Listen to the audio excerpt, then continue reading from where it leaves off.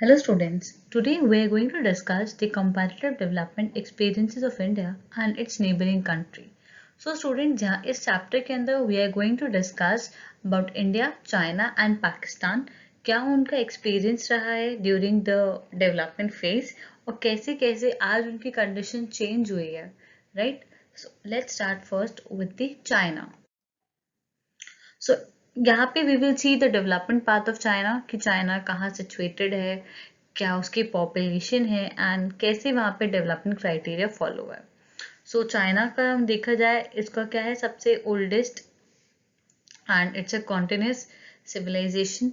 ठीक है, जो कहाँ सिचुएटेड है आपका एशिया में and it is bounded by your Pacific in the east and it's the third largest world in the country. ठीक है, after Canada and Russia. And proper area अगर हम बात करें तो कितना है चाइना में, that is around 9.5 million square kilometres. ठीक है, ये वर्ल्ड में सबसे ज्यादा पॉपुलस कंट्री है और जिसकी पॉपुलेशन कितनी है, अराउंड 13476 करोड़. ओके, चाइना के अंदर People's Republic of China establish हुई थी ऑन 1 अक्टूबर 1949. ठीक है, it's a one party rule country जहाँ पे सिंगल पार्टी क्या करती है, रूल करती है एंड जितना भी कंट्रोल है इकोनॉमी का, आपके एंटरप्राइजेस का, लैंड का, वो सब किसके हाथ में है, आपकी गवर्नमेंट के हाथ में. मतलब वहां पे क्या रहता है, एक kind of socialist economic pattern क्या होता है, फॉलो होता है. So after the revolution of 1949 तो चाइना के इकोनॉमी को क्या डिक्लेयर कर दिया गया एज अ कम्युनिस्ट सिस्टम. ठीक है, वहां पे कम्युनिस्ट सिस्टम को क्या करा जाता है, फॉलो करा जाता है. दैट मीन्स वहां पे क्या होता है, जो भी आपकी प्लानिंग होती है वो क्या होती है, सेंट्रली प्लान्ड इकोनॉमी होती है. फाइन, जहाँ पे पूरी भी प्लानिंग होती है वो कहाँ पे होती है, आपकी सेंटर में होती है.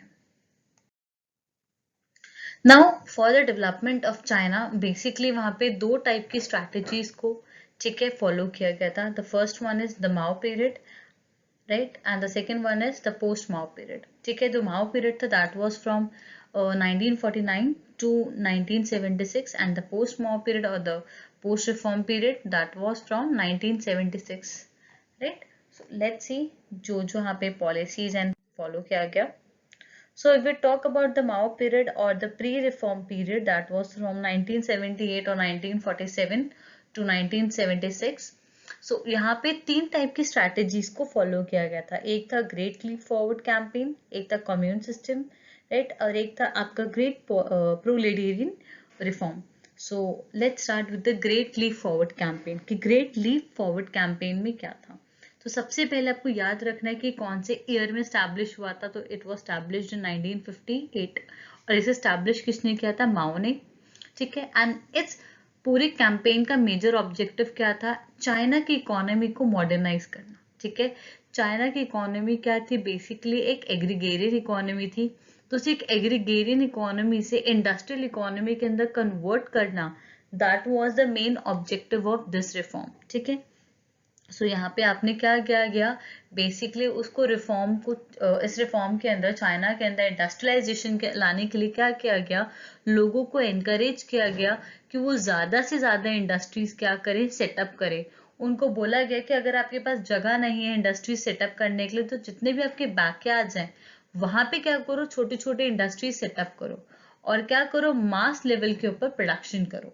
सो यहाँ पे इस रिफॉर्म के अंदर मेजर मेजर ऑब्जेक्टिव था चाइना के अंदर एक इंडस्ट्रियलाइजेशन लाना, कोशिश करना कि ज्यादा से ज्यादा वहां पे क्या हो, इंडस्ट्रीज सेटअप हो और उसे एक एग्रीगेरियन इकोनॉमी से एक इंडस्ट्रियल इकोनॉमी के अंदर कन्वर्ट करना. Next was your commune system. अब कम्यून सिस्टम का मतलब क्या था, कम्यून सिस्टम में आपका मेन ऑब्जेक्टिव था आपका एग्रीकल्चर प्रोडक्शन को और उसकी प्रोडक्टिविटी को क्या करना, इंक्रीज करना. ठीक है, इसको भी लॉन्च आपने इन अराउंड 1958 ही किया था, that was in rural areas. अच्छा, अब इसके अंदर मेजर ऑब्जेक्टिव क्या थे, आपने क्या स्ट्रैटेजी फॉलो की थी इन कम्यून सिस्टम. आपको क्या किया था, आपने जो भी कलेक्टिव लैंड थी उस पर क्या किया था, कल्टीवेशन किया था. जैसे you have this piece of land, इसको चार पार्ट्स में अलग अलग डिवाइड ना करके आपने क्या करा, आप चारों लोगों ने एक ही पीस ऑफ लैंड पे मिलके क्या करा, एग्रीकल्चर करा. So that was commune system. ठीक है, जहाँ पे सारे लोग मिलके क्या कर रहे थे, एग्रीकल्चर कर रहे थे. फाइन. सो अगर हम बात करें चाइना में इन 1958 वहाँ पे 26,000 कम्यून्स क्या हुए, सेटअप हुए, जिन्होंने ऑलमोस्ट जितने भी फार्म पॉपुलेशन है उसको क्या कर दिया, कवर कर दिया। ओके, अपग्रेड प्रोलिटेरियन कल्चरल रेवोल्यूशन, इसका मेन ऑब्जेक्टिव क्या था कि इकोनॉमी के अंदर जो भी लोग अगेंस्ट थे राइट कम्युनिस्ट आइडियोलॉजी के, उनको क्या करना, वहां से हटा देना, आइदर बाय किलिंग देम और बाय चेंजिंग देयर माइंडसेट। ठीक है, सो ये कब आया था, इन 1966 एंड 67, इसको भी मिस्टर माओ उन्होंने ही क्या किया था, इंट्रोड्यूस किया था, जिसके अंदर उन्होंने क्या किया था, ज्यादा से ज्यादा लोगों को, प्रोफेशनल्स को क्या किया, बाहर वाली कंट्रीज में, दूसरी कंट्रीज में भेज दिया ताकि वो वहां जाके काम करे, वहां जाके एजुकेट हो, वहां जाके उनकी टेक्नोलॉजी और उनके तौर तरीके क्या करे, सीखें। फाइन, और इस पूरे जो भी रेवोल्यूशन था उसका मेन ऑब्जेक्टिव क्या था, उन लोगों के अगेंस्ट एक्शन लेना जो क्या है, कम्युनिस्ट आइडियोलॉजी के अगेंस्ट है, right. So this was your revolution and इस बिकॉज ऑफ दिस रेवोल्यूशन उन्होंने बहुत सारे लोगों को क्या करा, दे वर ब्रूटली किल्ड। ठीक है, सो अंडर दिस रेवोल्यूशन, तो ये मेजर 3 रेवोल्यूशंस थे जो चाइना में आए, राइट। नाउ अब एक एक करके हम देखते हैं कि आपका जो most important the post Mao period, उसके अंदर और क्या स्ट्रैटेजीज यूज करी गई और उसको बेसिकली कैसे इन्होंने फेजेस में डिवाइड किया था। Okay, now the post-Mao period or the reform period in 1976. सो बच्चे 1976 के बाद जो उसके चाइना में दूसरे रिफॉर्म्स आए हैं उसके बारे में हम यहाँ पे बात करते हैं। सो चाइना में जो भी इंडस्ट्रियलाइजेशन है, जो आज के टाइम पे इतना ज़्यादा इंडस्ट्रियलाइजेशन है चाइना में, that was all because of the reforms जो इंट्रोड्यूस्ड हुए थे 1978। और आपका जो ये रिफॉर्म है that is basically divided in 2 parts. ठीक है, ये 2 फेजेस के अंदर आपका डिवाइडेड है। सो द फर्स्ट फेज और द इनिशियल फेज वो इनिशिएट हुआ था in agriculture, foreign sector and your foreign trade and your investment sector. ये 3 सेक्टर्स हैं जहाँ पे उन्होंने क्या किया था, मेजर वर्क किया था। अगर हम बात करें एग्रीकल्चर सेक्टर के अंदर, तो एग्रीकल्चर सेक्टर के अंदर क्या था, कम्यून लैंड सिस्टम आपने फॉलो किया, आपने एलोकेट करा land to the individuals, to the households, so that they can do cultivation. In manufacturing के अंदर उन्होंने क्या किया, उन्होंने ज्यादा से ज्यादा लोगों को बोला that they should start up there manufacturing units. ठीक है, जो पहले यूनिट सारा का सारा क्या थे, स्टेट ओन थे, स्टेट के पास ओनरशिप थी, उन्होंने क्या बोला कि नहीं, now you can start your own enterprise और आप अपना मैन्युफैक्चरिंग यूनिट क्या कर सकते हो, खुद ओपन अप कर सकते हो। देन इन लेटर फेज उन्होंने क्या करा, डुअल प्राइसिंग सिस्टम को फॉलो करा। ठीक है, इसके अंदर क्या था, farmers and industrial units were required to buy and sell fixed quantities of input and output based on the prices fixed by the government, right.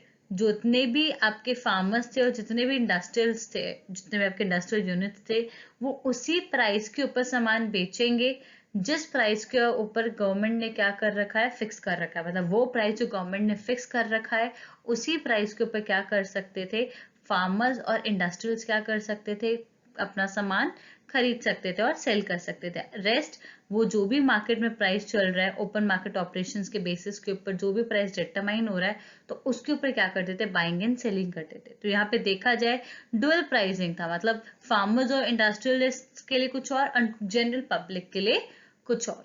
सो ये स्ट्रैटेजी थी जो फॉलो की in your post Mao period. Now let's see some important development parts of Pakistan. Okay, Pakistan, officially the Islamic Republic of Pakistan, gained independence on 14th August 1947. So Pakistan को independence 14th August 1947 में मिला है।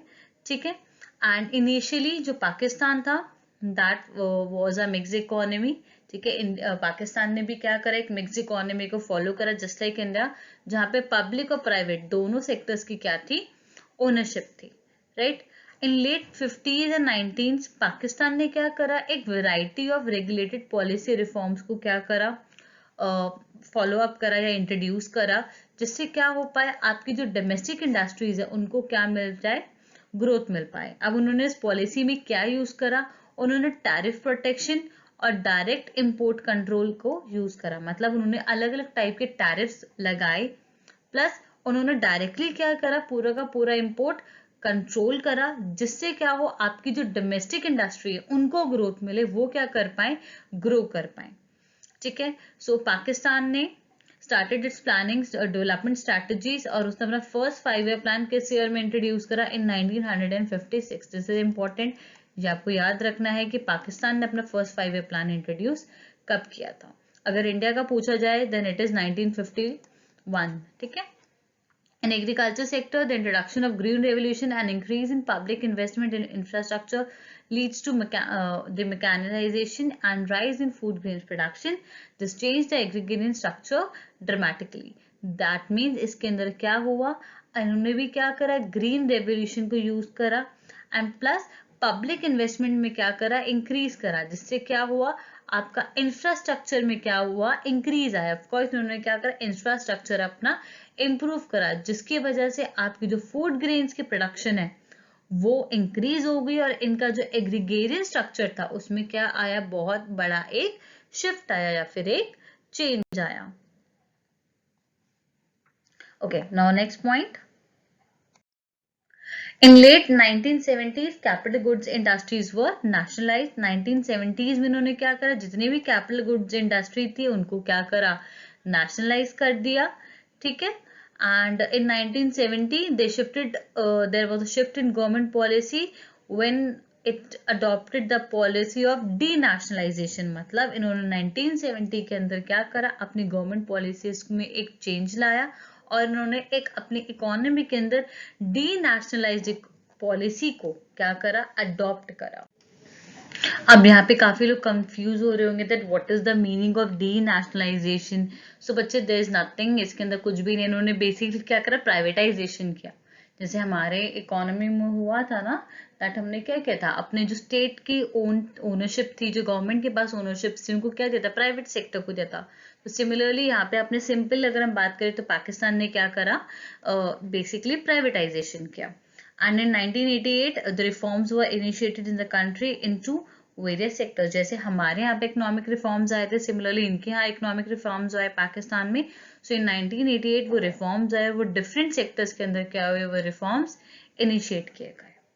Now we will see the comparative or the similarities between the three nations। इन हमारे तीनों nations के अंदर क्या क्या similarities रही हैं। ओके, सो फर्स्ट वन, अगर हम बात करें the development paths, so India और पाकिस्तान दोनों को इंडिपेंडेंस 1947 में मिली है। अगर हम बात करें China, so China was established in 1949। So this is the first similarity which we have, क्योंकि इनको ऑलमोस्ट इंडिपेंडेंस क्या मिला है, एक आसपास ही मिला है, ऑलमोस्ट सेम टाइम पे। अगर हम बात करें इनके जो 5 ईयर प्लान, जो प्लानिंग प्रोसीजर स्टार्ट हुआ था इनमें, सो अगर हम बात करें इंडिया ने अपना फर्स्ट 5 ईयर प्लान इंट्रोड्यूस किया था इन 1951, पाकिस्तान ने किया था इन 1956, एंड चाइना ने इंट्रोड्यूस किया था first 5 year plan in 1953। Right. अब तीनों ने इकोनॉमिक रिफॉर्म्स कब इंट्रोड्यूस करा, इंडिया में आया था इन 1991, चाइना में इकोनॉमिक रिफॉर्म आया था 1978, एंड पाकिस्तान में आया था इन 1988। Right. Initially, all the three countries adopted similar strategies such as creating a large public sector and raising public expenditure on social development। मतलब इन तीनों ही कंट्री ने क्या किया था, ऑलमोस्ट सेम स्ट्रैटेजी यूज की थी। तीनों ही कंट्री ने क्या किया था, जो पब्लिक सेक्टर को क्या किया था, ज्यादा इंपॉर्टेंस दी थी, और ज्यादा पब्लिक एक्सपेंडिचर किया था किसके ऊपर, सोशल डेवलपमेंट के ऊपर। राइट। तो ज्यादा खर्चा क्या था, इकोनॉमी के सोशल डेवलपमेंट के ऊपर। टिल 1980s तीनों का जो ग्रोथ रेट था वो भी सिमिलर था, पर कैपिटा इनकम था वो भी सिमिलर था। बट अगर आज हम बात करें, सो चाइना का per capita income is much more, अगर हम कंपेयर करें with India and Pakistan. Okay, now let's see some more comparisons. If you like our content, then please like this video and subscribe to our channel, and please share this video on WhatsApp, Facebook, LinkedIn and Twitter.